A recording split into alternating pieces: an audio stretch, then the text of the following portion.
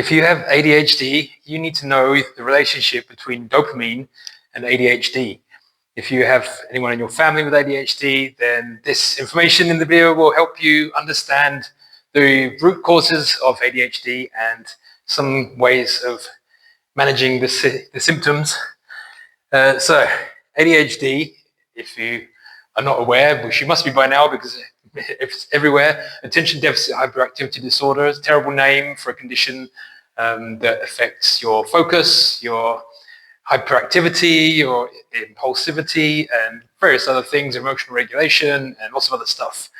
And the key molecule that's involved in ADHD is dopamine. So today's video, I'm going to teach you the biochemistry of dopamine and how it's actually manufactured in the body, and ways that you can help someone with ADHD without using medication to improve symptoms.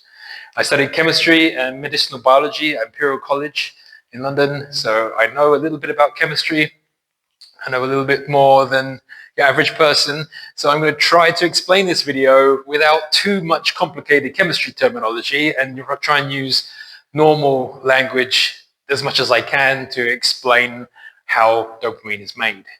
So dopamine doesn't start off in your body as dopamine. It starts off as this molecule, which is an amino acid called tyrosine. Now, most people know the term amino acid by now. Proteins are basically long chains of amino acids. And the reason that the chains form are because of the amine group and the acid, the carboxylic acid group. And what happens in a solution in your cells is an aqueous solution of amino acids. And what happens is this carboxyl group reacts with this group to make what's called a peptide bond. You don't need to remember any of this. It's not going to be a test, don't worry. I'm just trying to explain the root causes of ADHD so you can understand a little bit better. So when you eat food, your body digests the protein and splits it up into its individual amino acids. Tyrosine, that's the first thing about ADHD. Your diet is absolutely critical to ADHD, because if you don't eat the right things to make dopamine, then you can't make dopamine. So start off, you need tyrosine. So what happens in your body when you eat tyrosine is your body goes through, it's called a biochemical pathway, and each stage of this pathway will use an enzyme, which is another protein, and that protein basically takes tyrosine and other molecules and puts them in the same place to allow a chemical reaction to occur.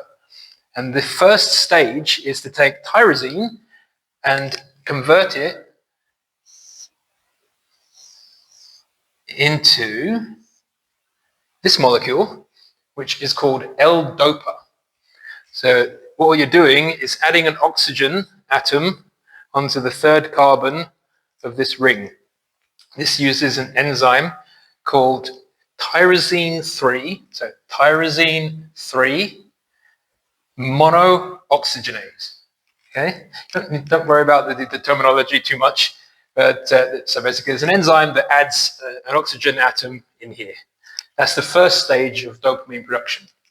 And then you go to the next stage where you want to delete this part of the molecule. You don't want this anymore. So another enzyme, which is called aromatic L-amino acid decarboxylase. Okay, complicated names, but all you're doing is taking this acid group, you take away the acid group, and now you're left with dopamine.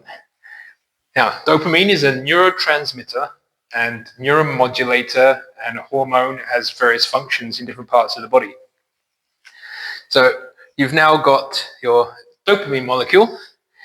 The next reaction that happens in your body is you want to turn dopamine into noradrenaline.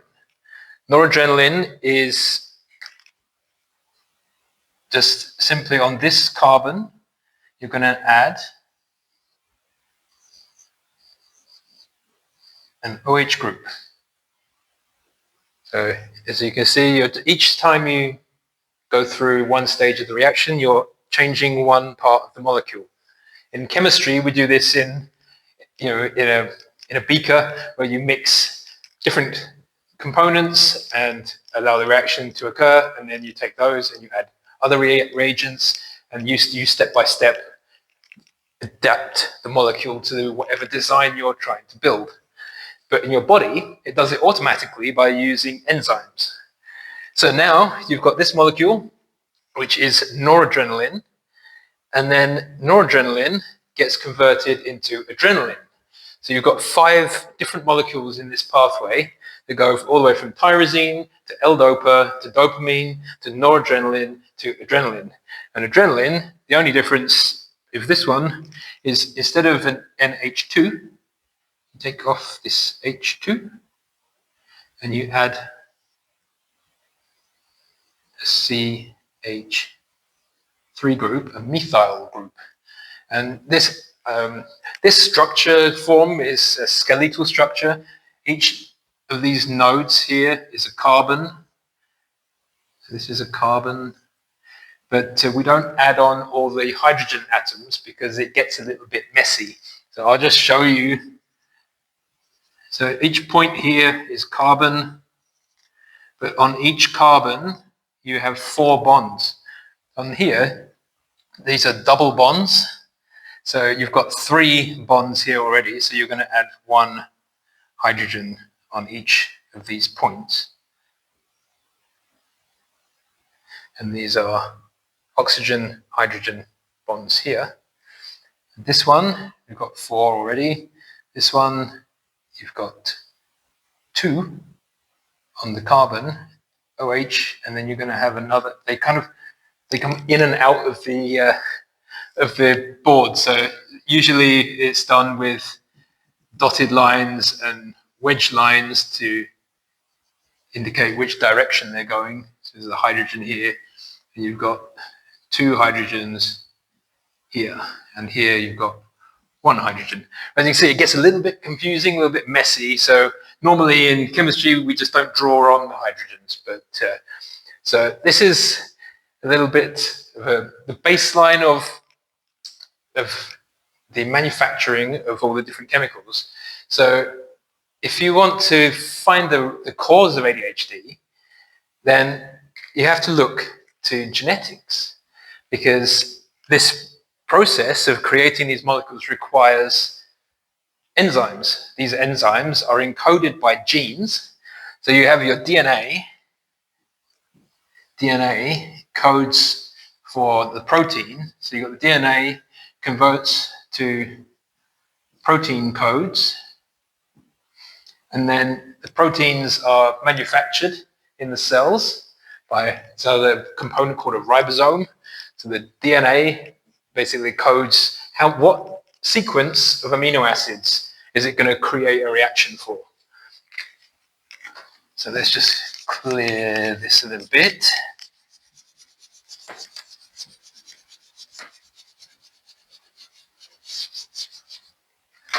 So let's imagine you're eating tyrosine in your diet, but there's a genetic mutation on the gene that controls the production of tyrosine 3 monooxygenase, the enzyme that converts it to L-DOPA.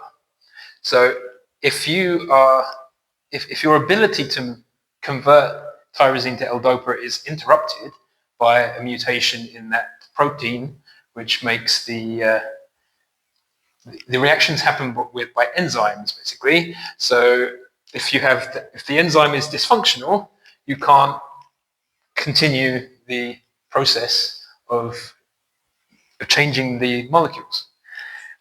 So with four specific proteins that are involved in turning tyrosine to adrenaline, if you have a mutation on any 4 of those proteins, you're going to end up with problems in making those components, and therefore your body is not going to be able to use them.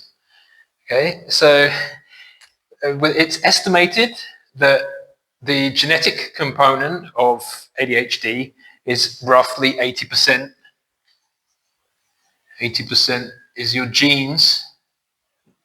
So you're basically born with ADHD. If it happens later in life, it's not going to be a genetic cause, but there is 20% with environment and your food. So if you have a really terrible diet and you have a terrible environment that's not supportive of your genes, you're going to potentially later in life develop the symptoms of ADHD without actually having clinical ADHD. ADHD, it's not just related to the production of dopamine, but it's also related to how that dopamine is used in the body. Okay, so let's talk a little bit about nerves and how they communicate. So you have a nerve ending. Let's say this is a nerve ending here, and you have another nerve here, and they are sending a signal along your nerves, but you have this gap in between, which is called a synapse. And then basically an electrical signal comes into here, and then it stimulates these basically little vesicles inside here that contain dopamine and dopamines. And then when this is electrically excited, they release this dopamine across this gap, and then they hit this receptor, the dopamine receptor, and then that dopamine receptor continues the electrical signal along the nerve. So if you have a genetic mutation on the protein that codes for this receptor, you have D1, D2, D3, D4 receptors, and D5 receptors. You have multiple different receptors for dopamine in different cells of the body that have different functions. So if your dopamine receptors have a mutation, then it may end up with the result that the dopamine doesn't actually bond correctly to its receptor. So if you try to think of receptors and neurotransmitters, locks and keys, it helps to visualize it. So imagine your receptor is like doesn't look like this. This is just a representation. And then your neurotransmitter looks like this. So when they fit together perfectly, and this forms a new temporary molecule, and that changes its electrical state, and that change in electrical state causes the receptor to propagate an electrical signal along the line. Okay, so this is basically a dopamine. This is the receptor. But if you have a mutation in your receptor that changes the shape of this, so maybe instead of it being square, this is just artistic representation. This is not actually how they look. So now the receptors are slightly different shape. So now this neurotransmitter, when it touches the receptor, is not going to bond to the receptor as well as it would if it was in its correct shape. So the dopamine will bond, but it won't stay connected as long as it should do.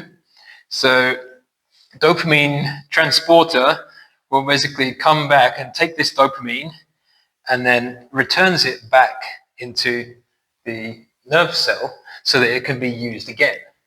So this is a continuous cycle. You're sending dopamine to the receptor. It's then using a dopamine transporter to take the dopamine and reload this nerve cell. Okay? So if you have a problem with your dopamine transporter gene that makes this protein that brings the dopamine back, then you can either have it overactive or underactive. And from the way ADHD manifests in my body, if my level of attention is much shorter than what generally other people seem to describe their attention span as. So if you look at, imagine that you've got, you're a child, you're at school, you're in the playground, you're playing around at break, and the activity of playing around takes your dopamine up to a certain level, however much your body is stimulated. It's related to how much stimulation you have. And then you get to school, you're forced to sit down, shut up, not move, just look straight forward at a boring teacher who's trying to teach you something that's completely pointless. I'm trying to teach you how to manage dopamine and ADHD, so it's really important for you to pay attention. If you're not paying attention, get up and jump. Move your body. Activate your dopamine, okay? Okay, so your child is now sitting down, not stimulating their body. And a so-called normal child will be able to maintain the level of attention for a period of time until eventually their dopamine will return to baseline. But in ADHD, this return to baseline is much quicker. You have much less time between the stopping of stimulation and the amount of focus that you'll get after you stop the stimulation. So a normal person may be able to focus for 90 minutes. Someone with ADHD maybe only be able to focus for 5 minutes. Depends how quickly this returns to baseline. And that's all down to how well this neurotransmitter bonds to its receptor and how quickly that bond is broken and returned to the cell to be used again. You only have a certain amount of dopamine in your body, and if this cell runs out of dopamine to send to the next cell, it panics. It's like, oh my God, I've got no dopamine, I can't function. So this cell then will send a warning signal to the brain going, oh shit, I've run out of dopamine, I can't function. This environment is changing too rapidly for my cells to function, and it basically causes pain. That pain, or it may not necessarily be pain, it may be an itch, it may be just this uncomfortableness in your body, and then this desire to move, because the act of moving generates more dopamine. So if you're forced to sit still, you're not allowed to speak, you're not allowed to move, you shut off everything from your neck down, is paralyzed, and then your brain is slowly going to oh, there's no dopamine signals, there's nothing, there's no movement, there's no sensation, but you're still having to focus on what the teacher is saying, and that focus requires you to have constantly firing dopamine in your eyes and in your brain to process what's going on in front of you. And your dopamine is crashing because you're not moving. And then your child gets uncomfortable. They start to fidget. They're playing with their pen. They're clicking their pen. They're fidgeting in their seat. They're shouting. They're doing other things because they need stimulation. And you're not giving them any stimulation. Okay? So if you're a teacher and you have kids in your class that are being disruptive, then it's partly your fault for not understanding that they have ADHD and they need more stimulation than you're giving them.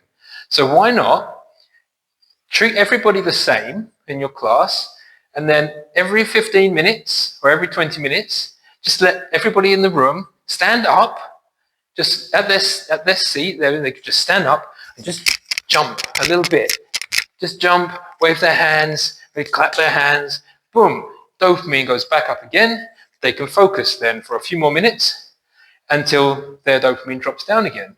But if you allow people to stimulate their bodies while they're in a classroom, you're going to improve their cognitive function by such a dramatic amount that we're not trying to build robots here. Like, the entire education system is about making, human robots for factories. Well, we don't live in that world anymore. Back in, 100 years ago, when, Industrial Revolution, we needed people to be monotonous robots just doing manual repetitive labor. And therefore the school system was designed to create people that were good at doing these repetitive, boring manual things. But that's not the world we live in anymore. So you need to teach your kids how to function with the body that they have, the brain that they have, in a world that's completely different to how the education system was originally designed. And it doesn't take much to change the system. You just have to understand that people need to be stimulated. Let them move, let them speak, let them interact with each other. What kind of weird, in no part of nature is an animal going to sit still for hours, for 8 hours a day? This animal is going to sit still. In nature, you would be dead. You'd be hunted by some other animal. So why do we expect children at 6 years old to sit down and be quiet and not move and not speak? It's ridiculous. Okay? The whole system of education is a complete joke if you have ADHD or autism. It's just, I have much trauma from school, so yeah, I don't have as many good things to say about teachers or the entire school system. But it doesn't take much knowledge. You have to know such a basic amount of biology to understand this. So if you're a teacher and you don't understand this, you need to learn, okay? You need to help your children learn. And to help them learn, they need dopamine. Dopamine function is part of your memory system. You need dopamine for so many functions in your body, but you only get it through stimulation. And if you're not allowed to stimulate your body, you get no dopamine, okay? So if you're a teacher, just understand this one fact. Just let your kids move, please. Every 20 minutes, just let them jump for 10 seconds even. Even just 10 seconds will boost their dopamine back up again. And then they can focus again for however long their attention span is. Okay, so if your attention span is fading right now, stand up, jump, move your arms, do something. Okay, stimulate your body. You can hit your body, tapping all over your body. Every time you change your nerve cell's environment, basically it detects that change and it sends a signal to your brain, releasing tiny little bits of dopamine. And if you constantly do that, then you don't have any problems with focus and attention. But if you stop your stimulation, you stop your ability to focus on something, especially if the teacher is teaching you something completely pointless, like history. Who cares? I really loved science when I was at school because science is based on fact. Chemistry doesn't lie to you. Chemistry is just the way energy interacts with each other, with itself. You basically have an atom and you have another atom, and there's rules about how the atom will interact with each other. Carbon makes 4 bonds to other things, whether that's other carbon atoms, oxygen atoms, nitrogen atoms, or whatever. It has rules about the shape that it will make. In all of chemistry, you're just talking about how different molecules interact with each other, and they follow strict rules. This is why I like chemistry. I like to understand the rules. Physics, it's all about rules, about how energy is transferred, about how matter is formed, and all these other things. They follow strict rules. But society has all these weird, random rules that make absolutely no sense to someone who's autistic. They just make up some nonsense and force you to follow the rule without any explanation of why they make up this nonsense rule. So chemistry has rules. If you learn the rules, you know how things work. Okay? So if you want to understand ADHD, you have to understand first that it's a genetic condition that's not curable. You can't cure ADHD. If you have clinical ADHD by a mutation in some part of your system that interrupts your ability to process dopamine, then you have to find ways of managing your dopamine. And unfortunately, the standard procedure is to drug your children. Children don't comply with your rules, so you drug them until they comply. Really? That's the best you can do? Just give a 6-year-old child addictive drugs. And yes, they are addictive. Any drug that affects your dopamine system is inherently going to be addictive.